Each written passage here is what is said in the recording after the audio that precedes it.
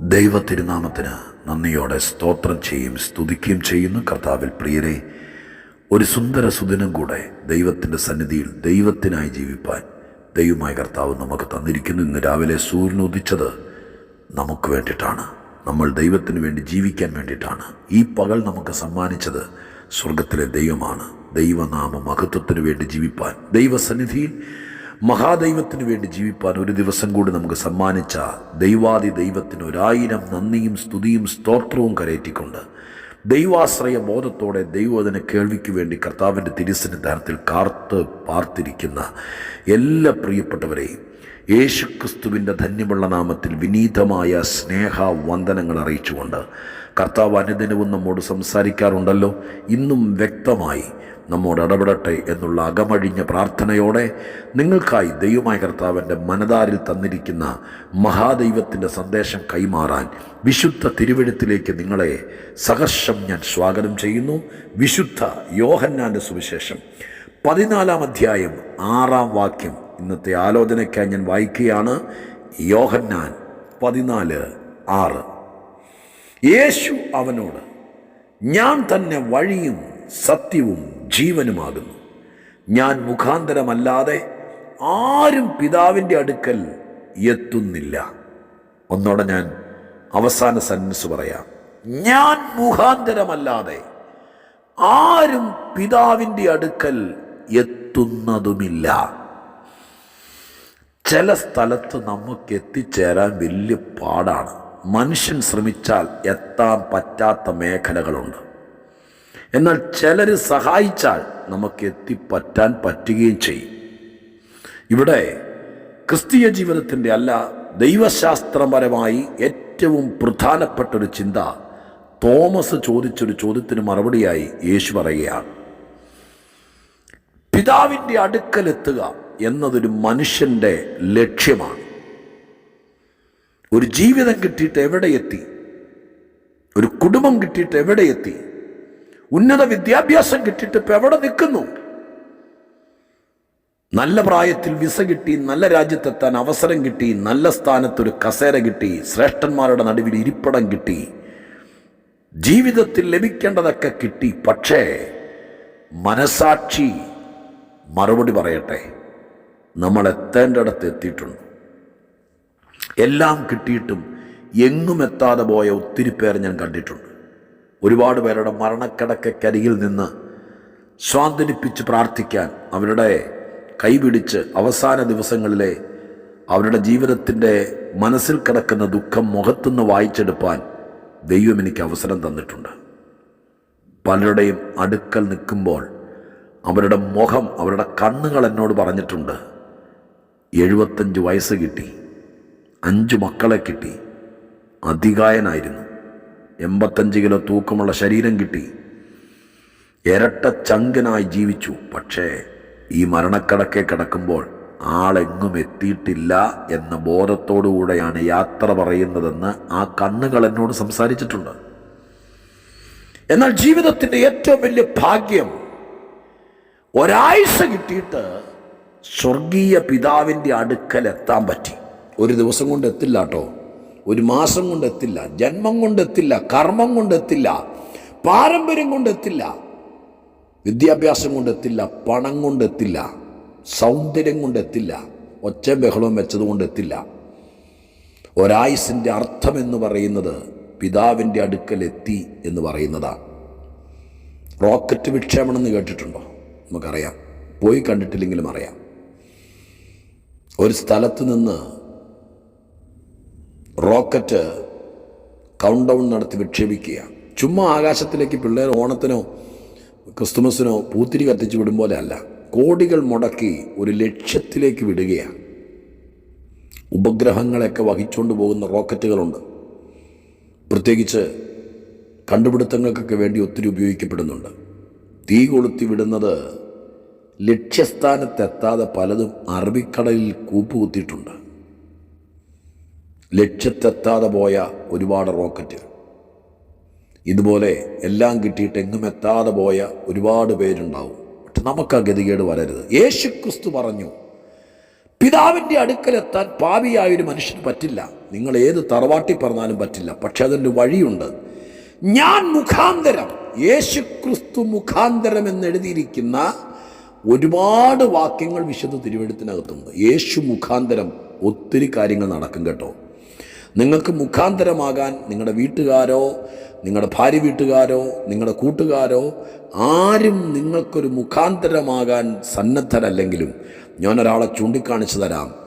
നിങ്ങൾ ജയിക്കാൻ താല്പര്യപ്പെടുന്നെങ്കിൽ, നിങ്ങൾ ജീവിക്കാൻ താല്പര്യപ്പെടുന്നെങ്കിൽ നിങ്ങൾക്ക് വേണ്ടി മുഖാന്തരമാകാൻ യേശു ഇന്ന് പിതാവിൻ്റെ വലത്തുഭാഗത്ത് നിൽക്കുന്നുണ്ട്. യേശു മുഖാന്തരം എന്ന വാക്ക് ഏറ്റവും പ്രധാനപ്പെട്ടതാണ്.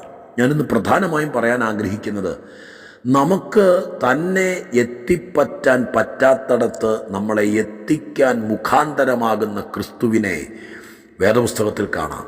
നിനക്കൊറ്റയ്ക്ക് എത്താൻ പറ്റാത്ത സ്ഥലത്ത് നിന്നെ എത്തിക്കുന്ന, അതിന് മുഖാന്തരമാകുന്ന മശിഹാ തമ്പുരാൻ. ഞാൻ പിതാവിൻ്റെ അടുക്കൽ എത്തുക എന്നുള്ള വിഷയമാണ് ഏറ്റവും പരമപ്രധാനമായിട്ട് ഈ വാക്യത്തിനകത്ത് ഉള്ളടക്കം ചെയ്യപ്പെട്ടിരിക്കുന്നതെങ്കിലും നമുക്കെത്തേണ്ട കുറേ സ്ഥാനങ്ങളില്ലേ ഈ ഭൂമിയിൽ. നിന്നെ അവിടെ എത്തിക്കത്തില്ലെന്ന് വാദിക്കുന്ന ചില ശക്തികൾ കണ്ടേക്കാം. ഒരുപക്ഷെ ഈ അടുത്ത കാലത്ത് ഭാര്യ ഭർത്തൃ ബന്ധത്തിനകത്തൊരു വലിയ വിള്ളൽ വന്നു, എന്തൊക്കെയോ പ്രശ്നങ്ങൾ വന്നു. ഇപ്പോൾ ഇരുന്ന് അനുഭവിക്കുകയായിരിക്കാം. അന്നത് പറയണ്ടായിരുന്നു, അന്നങ്ങനെ എടുത്തിയാടണ്ടായിരുന്നു, അന്ന് ബാഗും തൂക്കി ഇറങ്ങി പോരണ്ടായിരുന്നു, അന്ന് ആ വഴക്കുണ്ടാക്കണ്ടായിരുന്നു. ഇപ്പോൾ നിന്നെ ഇനി ജന്മമുള്ള കാലത്ത് നിന്റെ ജീവിത പങ്കാളിയുടെ അടുക്കൽ എത്തിക്കത്തില്ലെന്ന് പറഞ്ഞ് കണ്ണുകൊണ്ട് കാണാൻ കഴിയാത്ത പടുകൂറ്റൻ വൻ മതിലുകൾ നിങ്ങളുടെ കുടുംബജീവിതത്തിന് ഇടയിൽ പണിതുയർത്തിയ ആരൊക്കെയുണ്ട്. അവർ വാശി പിടിച്ചിരിക്കുക നിന്നെ അവിടെ എത്തിക്കില്ലെന്ന്. പക്ഷെ ഇന്ന് നീ കർത്താവിനോട് പ്രാർത്ഥിക്കുക. യോഹന്നാൻ 14:6 വെച്ച് പ്രാർത്ഥിക്കുക. എൻ്റെ അപ്പച്ച, എൻ്റെ കർത്താവേ, പിതാവിൻ്റെ അടുക്കൽ എത്തിക്കുന്നിടത്തോളം ബുദ്ധിമുട്ടില്ല. എന്നോട് ചെറിയ ചെറിയ പിണക്കങ്ങളായി എന്തൊക്കെയോ കാര്യങ്ങൾ കൊണ്ട് തെറ്റിദ്ധരിച്ച് എന്നെ അകറ്റി നിർത്തിയിരിക്കുന്ന എൻ്റെ പ്രിയപ്പെട്ടവൻ്റെ അടുക്കൽ എന്നെ എത്തിക്കാൻ പിതാവിൻ്റെ അടുക്കൽ പാപിയായ ഒരു മനുഷ്യനെ എത്തിക്കുന്നിടത്തോളം പാടില്ലല്ലോ അപ്പാ. എന്നെ അവിടെ ഒന്ന് എത്തിക്കണേ.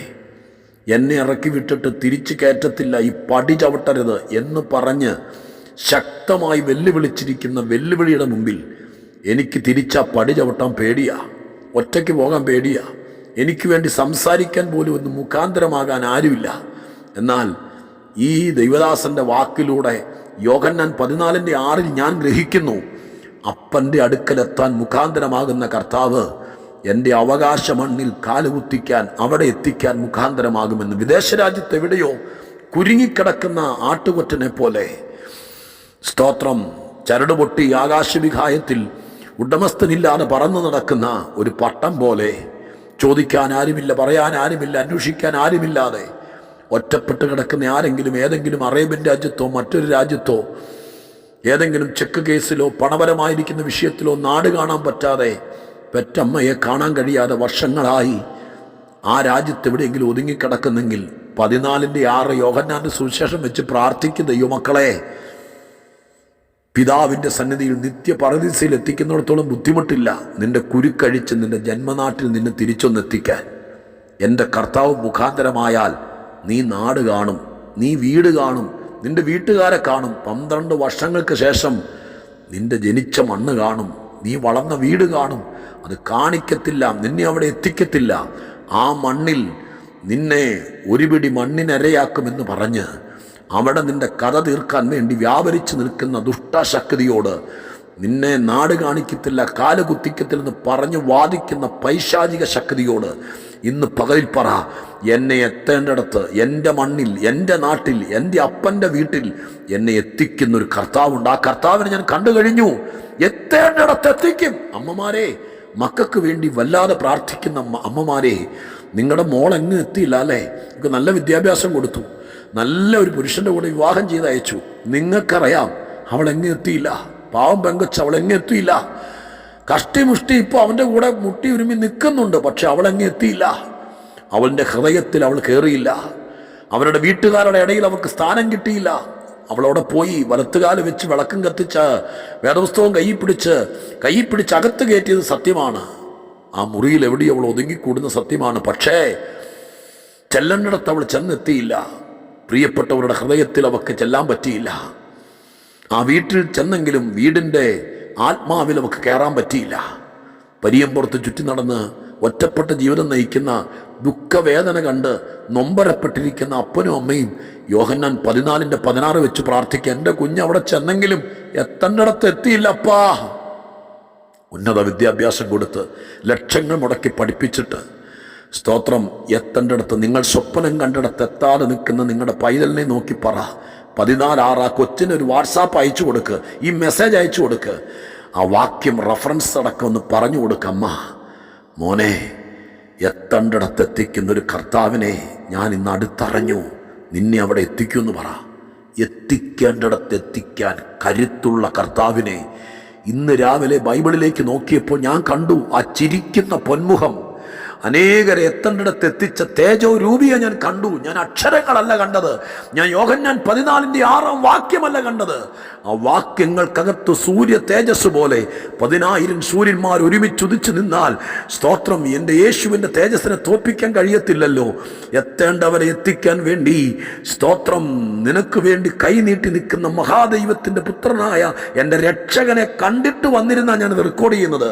എന്നോട് കർത്താവ് പറഞ്ഞു, അവരോട് പറ, എത്തേണ്ടിടത്ത് ഞാൻ എത്തിച്ചോളാം. ഇനി മനുഷ്യനിൽ ആശ്രയിക്കണ്ട, ഇനി കേസിന് പോകണ്ട, ഇനി പണം മുടക്കണ്ട, എത്തേണ്ടിടത്ത് ഞാൻ എത്തിച്ചോളാന്ന് പറ എന്ന് പറഞ്ഞ ശബ്ദം കേട്ടിട്ട് വന്നിരുന്നിട്ടാ ഞാൻ നിങ്ങളോട് പറയേണ്ടത്, എത്തേണ്ടിടത്ത് അവൻ എത്തിക്കും. 2 വാക്യം കൂടെ ഇതൊരാത്മീക സന്ദേശമായിട്ടൊരു പിന്തുണയ്ക്ക് തരട്ടെ. വിശുദ്ധ മത്തായിയുടെ സുവിശേഷം 14-ാം അധ്യായത്തിൻ്റെ 34-ാമത്തെ വാക്യം നിങ്ങൾ വായിച്ചിട്ടില്ലേ? ആ വാക്യം ഇങ്ങനെയാണ്, അവർ അക്കരയെത്തി. കാറ്റും കോളും തിരമാലകളും ഒന്നും ഇല്ലാത്തൊരു സുന്ദരമായിരിക്കുന്ന സായാഹ്ന വേളയിൽ അരിമനാഥനായിരിക്കുന്ന കർത്താവ് തൻ്റെ അരിമ ശിഷ്യന്മാരെ അക്കരയ്ക്ക് അയച്ചതാ. പക്ഷെ അവരെ അക്കരെ എത്തിക്കാതിരിപ്പാൻ കടലോളങ്ങളിൽ തിരയിളക്കി വിട്ട് പടകിനെ വട്ടം ചുറ്റിച്ച് അക്കരെ എത്താതിരിക്കാൻ അടരാടി നിന്ന ശക്തിയെ കണ്ട് കർത്താവ് ഇറങ്ങി വന്നു. ആ പത്രോസിനോടും യോഹന്നാനോടും അന്ത്രയോസിനോടും ചോദിച്ചാൽ പറയും, ആരാ ഇവിടെ എത്തിച്ചത്? അവർ പറയും, ഞങ്ങളിവിടെ എത്തിയതല്ല, യേശു മുഖാന്തരം ഞങ്ങൾ ഇവിടെ എത്തിയതാണ്. അക്കരെ എത്തിച്ചത് യേശുവാണ്.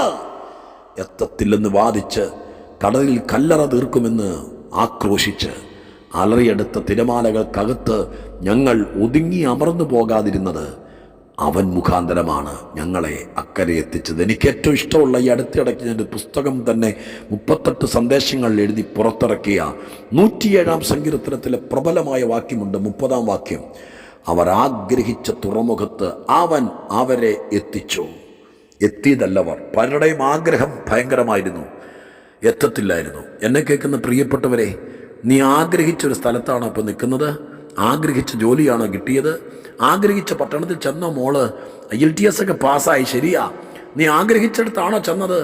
നീ ആഗ്രഹിച്ചതുപോലത്തെ ഒരു ജീവിത പങ്കാളിയാണോ കിട്ടിയത്? ഒരു കാര്യം ഓർത്തോളണം, നിൻ്റെയോ നിൻ്റെ വെല്ലുമ്മച്ചയുടെയോ പുണ്യം കൊണ്ട് കിട്ടിയതല്ല. 107:30 മറക്കരുത്. അവിടുന്ന് നിങ്ങളെ, അവരെ നീ ആഗ്രഹിച്ചിടത്ത് എത്തിച്ചതാ. എങ്ങും എത്തത്തില്ലെന്ന് വിചാരിച്ചവരെ എത്തേണ്ടിടത്ത് എത്തിക്കുന്നൊരു കർത്താവ് ഈ വേദപുസ്തകത്തിൻ്റെ ഇടയിലുണ്ടെന്ന ബൈബിളിൻ്റെ പുതിയ നിയമത്താളുകൾക്കകത്ത് ഞാൻ കണ്ടു. മനുഷ്യനെ വഴിതടയുന്ന, എവിടെയെങ്കിലും പിടിച്ചു കെട്ടുന്ന കർത്താവിനെ അല്ല, ആരും മുഖാന്തരമാകാനില്ലാത്ത, ആരും ഒരു ലിഫ്റ്റ് കൊടുക്കാൻ, അങ്ങനെയല്ല നമ്മൾ സാധാരണ പറയുന്നത്, ഇല്ലാത്ത, നടുവഴിയിൽ പടുമുള മുളച്ച് നിൽക്കുന്ന വൃക്ഷം പോലെ പകച്ചു നിൽക്കുന്ന മനുഷ്യനെ എത്തേണ്ടിടത്തെത്തിക്കാൻ വെമ്പൽ കൊള്ളുന്ന കർത്താവിനെ ഞാൻ കണ്ടു. ആ കർത്താവ് എന്നോട് പറഞ്ഞു, പിതാവിൻ്റെ അടുക്കൽ ഞാൻ മുഖാന്തരം ആളുകളെ എത്തിക്കുന്നെങ്കിൽ എന്തുകൊണ്ട് അവരെത്തേണ്ടിടത്ത് എനിക്ക് എത്തിച്ചുകൂടാ? ചിന്തിക്ക്, വിചിന്തനം ചെയ്യ്, പ്രാർത്ഥിക്ക്, യേശുവിനെ കൂട്ടുപിടിക്ക്, യേശുവിനെ രക്ഷകനായി സ്വീകരിക്ക്. ഇവിടുത്തെ താൽക്കാലികമായിരിക്കുന്നൊരു യാത്ര തീരുന്നത് വരെയല്ല, പിതാവിൻ്റെ അടുക്കൽ വരെ എത്തിക്കാൻ കരുത്തും കഴിവുമുള്ള കർത്താവിനെ കൂട്ടുപിടിക്കുക. അവിടുന്ന് നമ്മളെ പിതാവിൻ്റെ അടുക്കൽ എത്തിക്കും. ഇപ്പോഴത്തെ പരിസ്ഥിതിയിൽ എത്തേണ്ടിടത്ത് എത്തിക്കും. പഠിച്ചിട്ട് ജോലി കിട്ടാത്ത, വിവാഹം കഴിച്ചിട്ടും ഭർത്തൃഗ്രഹത്തിൽ കയറാൻ പറ്റാത്ത, ഭർത്താവൊരിടത്തും ഭാര്യയൊരിടത്തുമായിട്ട് 2 ധ്രുവങ്ങളിൽ, ഉത്തര ധ്രുവിലും ദക്ഷിണ ധ്രുവത്തിലും നിൽക്കുന്ന പോലെ നിൽക്കുന്നവർ, അവരെല്ലാം ഒന്നാകണം. എത്തേണ്ടിടത്തെത്തണം. ടെസ്റ്റുകൾ, പരീക്ഷകൾ പാസ്സാകണം. എത്തേണ്ടിടത്തെത്തണം. അതിനായി നമുക്ക് ദൈവത്തോട് പ്രാർത്ഥിക്കാം. ഒരിക്കൽ കൂടി സന്തോഷത്തോടെ ഞാൻ ആ വാക്ക് പറയട്ടെ, ഞാൻ മുഖാന്തരമല്ലാതെ ആരും പിതാവിൻ്റെ അടുക്കൽ എത്തുകയില്ല. ചില സ്ഥലത്ത് എൻ്റെ ദൈവത്താൽ അല്ലാതെ നീ എത്തത്തില്ല കേട്ടോ. ഒറ്റയ്ക്ക് ചുമ്മാ കിടന്ന് കുഴയണ്ട. കർത്താവിനോട് പറ, കർത്താവിനെ രക്ഷകനായി സ്വീകരിക്ക്, കർത്താവ് എത്തിക്കും. പ്രാർത്ഥിക്കട്ടെ. പരിശുദ്ധ ദൈവമേ, സ്വർഗീയ പിതാവേ, ആലോചനയിൽ വലിയവനെ, പ്രവൃത്തിയിൽ ഭയങ്കരനെ, ഇന്ന് രാവിലെയും ഒരാലോചന ദൈവമക്കൾക്ക് കൊടുത്തു. അതുള്ളതുപോലെ സ്വീകരിച്ച് സ്തോത്രം ചെയ്ത് ഈ സന്ദേശം ഒരു 3-4 ആവർത്തി കേട്ട് എനിക്കുള്ള ദൂതാന്ന് പറഞ്ഞ് വിശ്വസിക്കുന്ന ദൈവമക്കളെ അവരാഗ്രഹിച്ച തുറമുഖത്തെത്തിക്കാൻ കഴിവുള്ള കർത്താവേ, അവിടെ എത്തിക്കണേ. അക്കരെ ശിഷ്യന്മാരെ എത്തിച്ചവനെ, പൗലോസിനെ റോമിൽ എത്തിച്ചവനെ, എസ്രയെ യെരൂശലേമിൽ എത്തിച്ചവനെ, അങ്ങയുടെ സന്നിധിയിൽ നിന്ന് പ്രാർത്ഥിക്കുന്നു. നിന്നെ എത്തിക്കത്തില്ലെന്ന് വാദിച്ചവരുടെ നടുവിലൂടെ എത്തേണ്ടിടത്ത് എത്തിക്കാൻ കഴിവുള്ള കർത്താവേ, പിതാവിൻ്റെ അടുക്കൽ ഞങ്ങളെല്ലാവരും എത്തിക്കാമെന്ന് വാക്ക് പറഞ്ഞ കർത്താവേ, ഞങ്ങൾ പ്രാർത്ഥിക്കുന്നു. പലരും കാത്തിരിക്കുക, അങ്ങ് അവിടെ എത്തിക്കുമെന്നോർത്ത്. ഈ ഓഗസ്റ്റ് മാസത്തിൽ പലരെയും എത്തേണ്ടിടത്ത് എത്തിക്കട്ടെ. വൻമതിലുകൾ മറച്ചിടണമേ, എരിഹോ കോട്ടകൾ തകർക്കണമേ, യോർദാൻ പിളർക്കണമേ. അവരെത്തേണ്ടിടത്ത് എത്തട്ടെ, എത്തിക്കണേ. അങ്ങ് മുഖാന്തരം അത് നടക്കട്ടെ. പ്രാർത്ഥന കേട്ടതിന് നന്ദി. യേശുക്രിസ്തുവിൻ്റെ നാമത്തിൽ പ്രാർത്ഥിക്കുന്നത് കേൾക്കുമാറാകണമേ. ആമേൻ.